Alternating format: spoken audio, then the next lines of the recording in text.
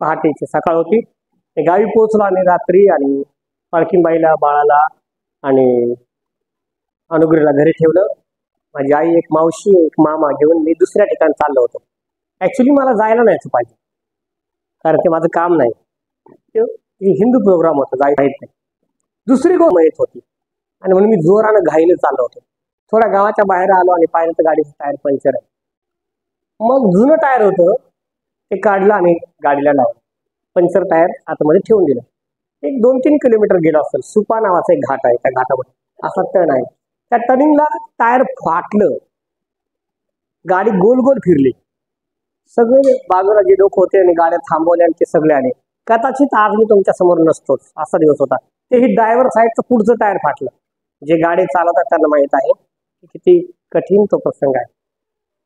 कशी गाडी थांबली गेली, काय त्या क्षणाला घडलं गेलं मला काहीच कळलं नाही.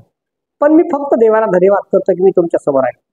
तो प्रसंग असा होता, ऍक्च्युली फक्त तुम्हाला किमा गोळा करता आला असता, इतकी भयानक परिस्थिती. तो घाट आहे, पाठीमागून मोठे कंटेनर चालतात, पुढून गाड्यावर अटॅक करतात आणि जेव्हा टायर फुटतो तेव्हा गाडी तिचं कंट्रोल बिघडून जातं, ती गोल गोल फिरते. पण अशी अद्भुत रीतीने काही क्षणात परमेश्वरानं तिला सांभाळलं. टायर राहिलंच नाही, फक्त रिंग राहिली. त्या रिंगवरती मी बराचसा, मला वाटतं इथून जवळपास गोविंद मास्तरच्या काट्यापर्यंत खाकडत गेलो असत. फाट फाट आवाज होत होता, हवेचा आवाज येत होता. सकाळची थंडी होती. गाडीचं मी जेव्हा खाली उतरलं, मी शर्ट काढून ठेवलं, देवाला धन्यवाद दिला, कारण त्या इतक्या थंडीमध्ये मला घाम फुटला होता. 1 तास जवळपास माझं हृदय कोंबडीसारखं फडफडत होतं. मला समजत नव्हतं की काय झालं, काय काय करायचं आहे. जे बसले होते त्यांना काही समजलं नाही, ते झोपेत होते, त्यांना माहीतच नाही काय झालं. मला म्हणतात गाडी का थांबवली, म्हणजे खाली उतरून बघा. आणि बघतात तर गाडीचा टायर पूर्णपणे गायब झालं. टायरच नाही गाडीला, फक्त व्हील आहे. तो हॉटेलवाला म्हणतो की खरंच काहीतरी तुम्ही चांगलं काम केलं म्हणून तुम्ही जेवण टाक. तिथे आम्ही पाहता ऍक्सिडेंट झाले, तुम्ही वाचतच नाही. असा कठीण तो घाट आहे. मला तुम्हाला हे सांगायचं की देवाच्या लेकरांची काळजी घेतो अद्भुत रीतीने. कदाचित आणखी काही सेवा करणं बाकी आहे, कदाचित आणखी काहीतरी परमेश्वराचं काम माझ्या हातून व्हायचं आहे, किंवा देवाचं प्रेम मजबूर आहे आणि म्हणून मी तुमच्या समोर या ठिकाणी उपस्थित आहे. आता मग 19 तारीख होती. आज मला वाटतं किती आहे, 23. फुलांचा कार्यक्रम सुद्धा संपला असता आणि आणखी काही लोक हळले असते. मी ते शांत होतो म्हणून कदाचित मला असं आठवलं की माहित नाही काय कशामुळे शांतात. आणि पवित्र शास्त्र सांगतं की देव जो आहे तो चांगला आहे, म्हणून सर्वदा देवाला धन्यवाद करायला शिकलं पाहिजे. सर्वदा ते देवाची स्तुती करायला शिकलं पाहिजे. मी त्या सकाळी देवाला धन्यवाद केला, प्रार्थना केली की म्हणलं प्रभू, हे तुझं प्रेम आहे, तुझी कृपा आहे की तू माझा सांभाळ केला, तू मला त्या कठीण परिस्थितीतून थांबवलंस, वाचवलंस. कशी गाडी कंट्रोल झाली मला समजलं नाही, काय केलं मी मला सांगता येणार नाही. मी कोणते गिअर टाकले, काय केलं, कसं थांबले, ब्रेक मारलं की काय केलं, मला त्या क्षणाला मी डोळे बंद केले, मला माहित नाही काय झालं. पण गाडी रोडवरून अचानक बाहेर रोडच्या खाली उतरली, ऑटोमॅटिक बंद झाली. आणि देवाला धन्यवाद की मी तुमच्या समोर आहे. कारण पवित्र शास्त्र सांगतं पहा की देवबाप जो आहे ना तो त्याच्या लेकरांना सांभाळतो. आणि म्हणून स्तोत्रसंहितेचं पुस्तक अध्याय 34 आणि त्याचं 20 वचन वाचू आपण. त्या ठिकाणी असं म्हणलंय, 19 पासून पुढे वाचलं तरी चालेल. असं म्हणलंय, नीतिमानाला फार कष्ट होतात तरी परमेश्वर त्या सर्वातून त्याला सोडवितो, त्याचे सर्व हाडे तो सांभाळतो, त्यातले एकही मोडत नाही. आणि पुढे तो असं म्हणतो की दुष्टाचे मरण दुष्टाईतच होणार, नीतिमानांचे द्वेष्टे दंड पावतात. पुढे तसं म्हणतो 8 वचनामध्ये की परमेश्वर किती चांगला आहे. बोलो हालेलुया. परमेश्वर किती चांगला आहे याचा अनुभव घेऊन पहा. आणि पवित्र शास्त्र सांगतं की त्या देवाच्या दयेचा अनुभव आम्ही सर्वदा घेतला पाहिजे. त्या देवाच्या दयेचा अनुभव आम्ही सर्वदा घेतला पाहिजे. आणि म्हणून त्या परमेश्वराची अगाध कृपा आमच्यावर आहे, त्या परमेश्वराचं सागरापेक्षा अथांग प्रेम आमच्यावर आहे. आणि म्हणून त्या प्रेमाला, त्या दयेला थांक नाही. आपण पवित्र शास्त्रामध्ये इर्मियाच्या पुस्तकामध्ये वाचतो की देवाने समुद्राला वाळू ही सीमा घालून दिली. त्याच्या गणितलेनं, त्याच्या उसंबळ्यानं सागर हलतात, पण तो देव असं म्हटलेला आहे की देवाच्या लेकरांचा सांभाळ करतो. आणि म्हणून तुम्हाला आणि मला देवाचं लेकरू झालं पाहिजे. देवाला प्रत्येक गोष्टीबद्दल धन्यवाद दिला पाहिजे, प्रत्येक गोष्टीबद्दल परमेश्वराची आराधना केली पाहिजे. कारण आम्हाला पाहायला मिळतं स्तोत्र 23 मध्ये आपण नेहमी वाचतो, आमचं पाठ आहे, आपण लोकांना सांगतो, लोकांना शिकवतो. आणि काय म्हटलं त्या ठिकाणी जर वाचलं तर आम्हाला पाहायला मिळेल. वाचा बरं. हा पाठ आहे आमचं का, परमेश्वर माझा मेंढपाळ आहे. जसं मेंढरांना मेंढपाळ सांभाळतो, त्या मेंढरांचं वाढ असतं की त्याला वाघूर म्हटलंय, जाळीने त्यांना बंद केलं असतं, पण ज्यांना बाहेर जायचंय तो अशी काठी लावतो आणि उडी मारून जे मेंढरू गेलं ते चांगलं आहे असं म्हणतो, त्यांना जाऊ देतो. पण ज्याला उडी मारता येत नाही ते आजारी आहे त्याला बाहेर ठेवतो. जे कोकरं आहेत ते कोकरं वेगळे करतो आणि मेंढर वेगळे करतो. परमेश्वर ख्रिस्त आम्हाला या ठिकाणी सांगत आहे की पवित्र शास्त्र सांगत आहे, हा दावीद राजा आमच्याकरिता लिहितो. तो म्हणतो परमेश्वर, तो म्हणतो माझा, मला लोकांचं माहित नाही, जगाचं मला माहित नाही. तो म्हणतो परमेश्वर माझा मेंढपाळ आहे आणि मला काही ऊन पडणार नाही, काही ऊन पडणार. पवित्र शास्त्र सांगतो, तो असं म्हणतो की मी तुमच्या डोक्यावरील केस सुद्धा काय केले, मोजलेले आहेत, तुमच्या केसाला सुद्धा धक्का लागणार नाही. आणि मी ते मरण माझ्या डोळ्यानं पाहिलं. मनामध्ये अनेक विचार एका क्षणात येऊन गेले. सकाळी थंडी होती आणि सूर्य उगवलेला नव्हता, सकाळचा पहाटेचा टाइम 6चा, आणि त्या थंडीमध्ये त्या सकाळमध्ये मी पाहिलं की कदाचित इथून कोणाला मोबाईल लागला नसता किंवा कोणी फोन आला नसता, किती काळ इथे पडलं असतं मला माहित नाही. कितीतरी गाड्या चालल्या होत्या, अंधार होता आणि माहित नाही. पण मी फक्त देवाला धन्यवाद करतो. मी त्या ठिकाणी म्हणालो, खरंच की देवा तू माझा सांभाळ करणार आहे, तू मला रक्षण करणार देव. तो असं म्हणतो की मी माझ्या तळ हातातील फोडाप्रमाणे तुला सांभाळतो, तू माझ्या डोळ्यातील बाहुलीप्रमाणे आहेस. आणि तो म्हणतो की तुझ्या उजव्या बाजूला सहस्रामध्ये पडले, तुझ्या डाव्या बाजूला लक्षामध्ये पडले, तरी ते तुला भिणार नाही. आणि डोक्याच्या केसाला सुद्धा माझ्या धक्का लागला. उतरून पाहिलं की काहीच कोणाला झालं नाही, सगळं व्यवस्थित आहे, गाडीला सुद्धा काही धक्का लागला नाही. पुन्हा जेव्हा मी ते टायर घेतलं आणि काढून टाकलं ते चाक आणि दुसरं डिकीतलं पंक्चर टायर घेतलं आणि पंक्चरवाल्याला शोधत आहे.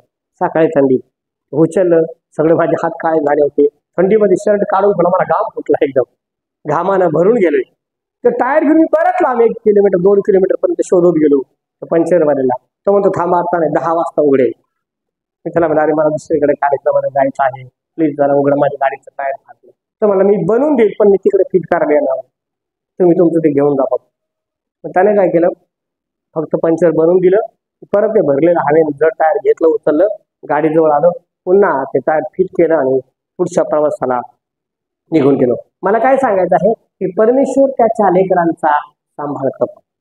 परमेश्वर देव बाबा अद्भुत रीतीने आमचा सांभाळ करतो. आणि म्हणून स्तोत्र 23 मध्ये तो म्हणतो की तो मला हिरव्यागार कुरणात बसवितो.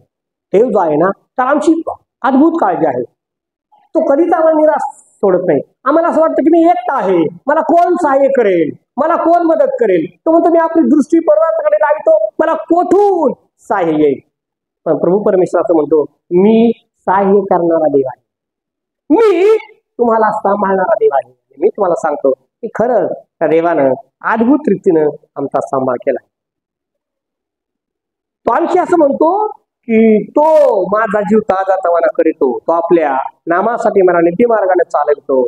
आणि मग पुढे तो 4थ्या वचनामध्ये म्हणतो, ते वचन सत्य झालं माझ्या जीवनाकरिता. ते वचन असं म्हणलंय की मृत्यू छायेच्या दरीतूनही जात असतो तरी कसल्याही अरिष्टाला भिवू नको. कसल्याही म्हटलं, कसल्या अरिष्टाला भिवू नको, कारण मी तुझबरोबर आहे. तुझी आकडी आणि काठी मला धीर देतात. आणि ते वचन पूर्ण झालं माझ्याकरिता. परमेश्वरानं अद्भुत रीतीनं सामर्थ्य दिलं, परमेश्वरानं अद्भुत रीतीनं त्याचे देवदूत पाठवले आणि काही क्षणात त्यानं जीव वाचवला. मला सांगायचं आहे की परमेश्वर जो देव आहे ना, तो आपल्या भक्ताचा सांभाळ करतो, तो आपल्याला सांभाळतो. याकरिता देवाचं वचन आम्हाला सांगतं की आम्ही त्या देवाला सदोदित धन्यवाद दिला पाहिजे. वाचूया आपण स्तोत्र 19 आणि त्याचं वचन 6 काय म्हटले पहा, तुम्हाला पाहायला मिळेल.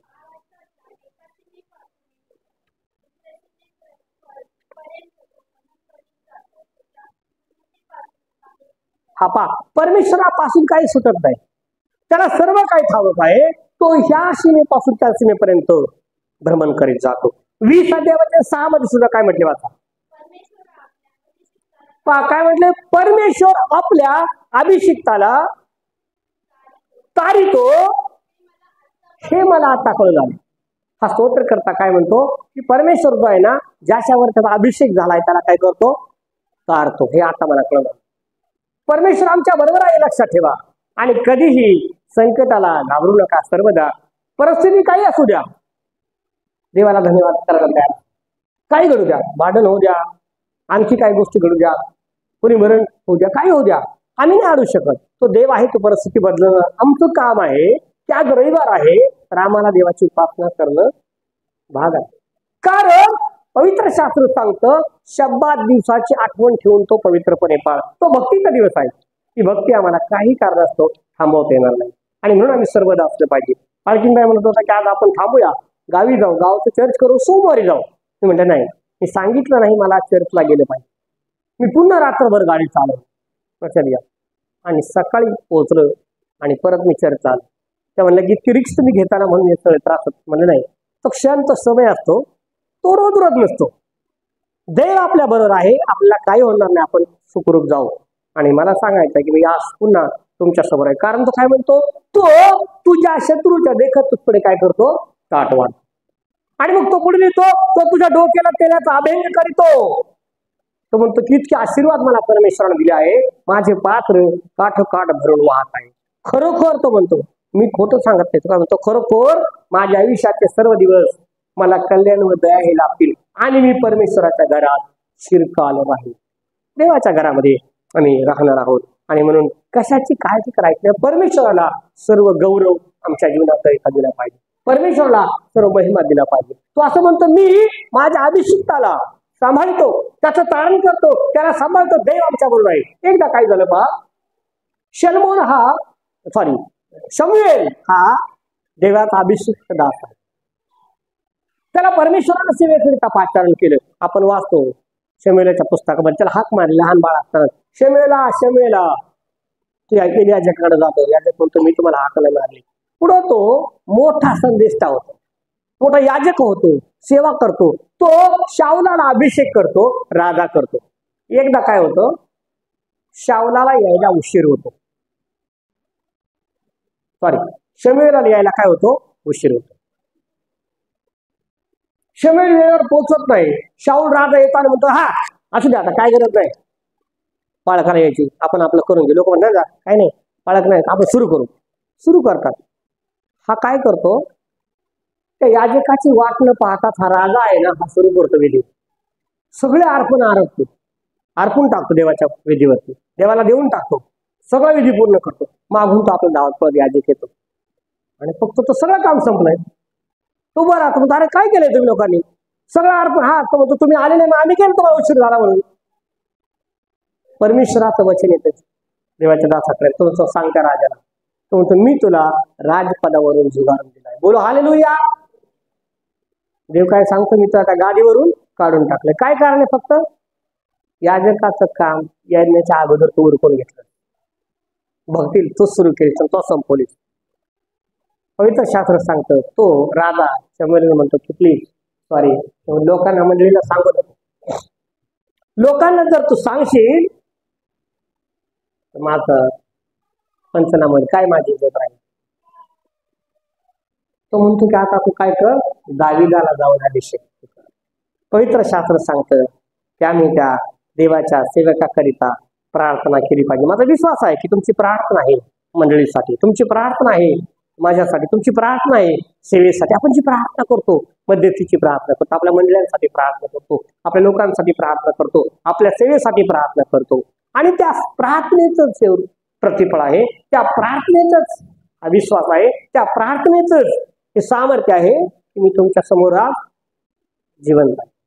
थोडं काही झालं ना, हॉस्पिटलमध्ये आहे ना, कुठेतरी गाडीचा प्रॉब्लेम झाला, तिकडे अडकून पडलं, काही नाही, तुमच्या समोर आहे. मला फक्त हे सांगायचं आहे की तू देव असं म्हणतो, मी तुझं येणं आणि जाणं इथून पुढं सर्व काय सुरक्षित करेल म्हणजे. तो म्हणतो दिवसा सूर्याची बाधा होणार नाही, रात्री चंद्राची पण तुला बाधा होणार नाही. हे अभिवचन आपल्या बद्दल सत्य घडतात जेव्हा आपण त्या परमेश्वराच्या आराधनेमध्ये सर्वदा तल्लीन आहोत. निमित्त काय असू द्या, तुम्ही पाहिलं असेल माझ्या सेवेच्या कालखंडामध्ये, मला आठवत नाही की मी कधी एखादा रविवार घरी राहिलो विनाकारण. मला दुखत आहे, मी झोपलो, कधीच नाही. कितीही त्रास होऊ द्या, जर मी चांगला आहे तर मी त्या उपासनेला हजरच राहणार. मी कधीच उपासना बंद केली नाही आतापर्यंत.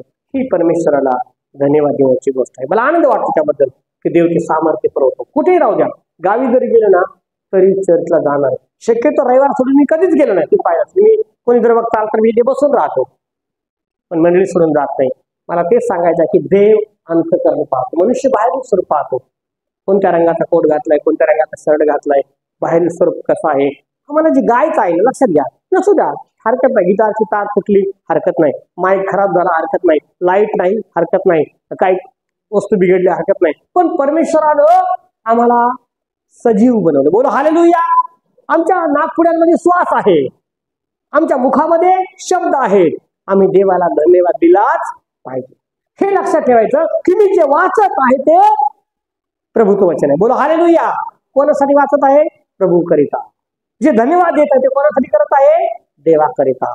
आणि म्हणून जेव्हा मनापासून कराल ना, तुम्ही स्वतः तो अनुभव घ्या की परमेश्वर किती चांगला आहे. बोलो हालेलुया. परमेश्वर किती चांगला आहे. आणि बायबल सांगतो वैयक्तिक अनुभव घेतल्याशिवाय देव आम्हाला समजत नाही. आयुष्य संत काही लोकांचं, पण देव त्यांना कळत नाही, कारण वैयक्तिक अनुभव ते कधी घेत नाही. हे अद्भुत साक्ष देव आपल्या जीवनामध्ये कधी ना कधी घडवतो. आणि म्हणून आम्ही सर्वदा त्या देवाला धन्यवाद दिला पाहिजे. मी परमेश्वराला धन्यवाद करतो म्हणतो, हे माझ्या जीवा तू परमेश्वराच्या नावाचा धन्यवाद कर. हे माझ्या सर्व अंतर्यामा त्याच्या पवित्र नावाचा धन्यवाद कर, कारण तू माझा जीव विनाश गर्तेतून उधारलास. नाश होणार होता कदाचित, माहित नाही काय झालं, तो क्षणात जीवन संपून गेला असतो. किती वेळ लागतो आपलं जीवन संपायला? कुकरच्या शिट्टी सारखा जीव आहे, केलं का निघून जातो. किती तरी आपण पाहतो गर्व, घमंड, अभिमान, मान, सन्मान, आपण त्याच्यासाठी आयुष्यभर लढत असतो. मी नेहमी सांगत आहे की परमेश्वराकरिता नम्र व्हा. देवाला सांगा हर एक गोष्ट परमेश्वर बदलेल. आणि तुम्ही पाहाल, आम्ही पाहू की देव आमचं जीवन किती अद्भुत रीतीनं बदलतो. मी परमेश्वराला धन्यवाद देतो की अद्भुत सेवा करणं माझ्या हातून बाकी राहिले. सेवा करणं आणखी उरलेलं आहे, शिल्लक आहे. आणि म्हणून मी आज तुमच्या समोर जिवंत आहे. आणि पवित्र शास्त्र सांगतं त्या वचनांच्या अनुसार असं म्हणतो की देव आपल्या अभिषिक्ताला सांभाळतो, त्याचं एकही हाड मोडत नाही. आमेन. आणि देवाला मी इतकीच गोष्ट म्हणतो, धन्यवाद करतो देवा. मी तुझे कोटी कोटी धन्यवाद करतो की मी आज तुमच्या समोर आहे. मी ते व्हिडिओ तुम्हाला दाखवेल, मी मेसेजमध्ये पण टाकेल आणि व्हॉट्सअपला टाकेल की किती अद्भुत रीतीने ती टायर फाटलेला आहे, शिल्लकच राहिलेलं आहे. कसं झालं, कधी झालं, मला काही सुद्धा समजलं नाही. गाडी कोणी थांबवली मला कळलं सुद्धा नाही. कशी बंद पडली मला कळली नाही. ना डिवायडरला जाऊन धडकली, बाजूला डोंगर आहे ना डोंगरात गेली, ना दरीत पडली, घाट आहे, बरोबर व्यवस्थित रीतनं रोडच्या खाली उतरून बरोबर बंद पडली. आणि मी जेव्हा उतरून पाहिलं, देवाला कोटी कोटी धन्यवाद द्यायला मला, देवा की तुझी सेवा करणं अजून बाकी आहे. देवा मी तुला धन्यवाद. मी रडलो नाही, मी दुःख केलं नाही, मी त्यांनाही कळू दिलं नाही लोकांना की काय झालं. मी त्यांना फक्त म्हणलं गाडी पंक्चर झाली, काळजी करू नका. तर म्हणले घाबरतील आणि यांनाच करून अटॅक आहे. सांगले लोकांना आधीच हाताने काय करायचं, भरून टाकायचं. तर म्हणजे काय नाही झालं, नॉर्मल प्रॉब्लेम आहे, ठीक होईल. मला सांगायचं की देव आमच्या बरोबर सदैव आहे. म्हणून तो म्हणतो मी तुला कधीही टाकणार नाही. तो क्षणोक्षणाला मी देवाचा अनुभव घेतो. क्षणोक्षणाला तो देव माझ्या बरोबर बोलतो. मी त्या देवाबरोबर बोलत असतो, चालताना, बोलताना, प्रार्थना करताना. अशा गोष्टी देव घडवतो. तुम्हाला मी सांगतो की तुम्ही कल्पना करणार. कधी कधी ते दृष्टांताच्या द्वारे, कधी कधी स्वप्नांच्या द्वारे, कधी कधी अचानक प्रेरणा करतो की असं होणार आहे. मला तुम्हाला सांगायचं की देव नेहमी आमच्या बरोबर आहे. तो आम्हाला कधी टाकत नाही. फक्त आम्हाला सर्वदा देवाला धन्यवाद दिला पाहिजे. परमेश्वर देवा आम्हाला वचनातून आशीर्वादित करो. हेच म्हणेल की देव आमचा जीव विनाश करतो, उद्धार येतो. तो आमचं कारण आणि आमचं सामर्थ्य आहे. प्रार्थना करू आपण. परमेश्वराला धन्यवाद करू. प्रिय प्रभू, आम्ही धन्यवाद करतो. सर्व गौरव आणि महिमा तुला देतो, तुला उंच करतो आणि म्हणतो की देवा आमचा जीव तू विनाश करतो, उद्धार येतो. आमच्या जीवात रक्षण करणार तूच देव आहे. तुझी दया, करुणा, कृपा करणं तुझं नाव उंच करण्यासाठी दे बापा आमचा उपयोग करून घे. हा पवित्र समय तुला देतो. तुझी मंडळी, आमचे लोक दे बापा तुझ्या हातात स्वाधीन करतो. प्रार्थना करतो देवा, तुला कोटी कोटी धन्यवाद देतो. तुम्ही आज तुझ्या समोर तुझ्या मंडळीमध्ये उपस्थित आहे. हे केवळ फक्त तुझं प्रेम आहे. दयेबद्दल सत्याचा धन्यवाद करतो. कारण येशूच्या नावात मागतो नाही पिता. आमेन. यावेळेला आपण सूचनांकडे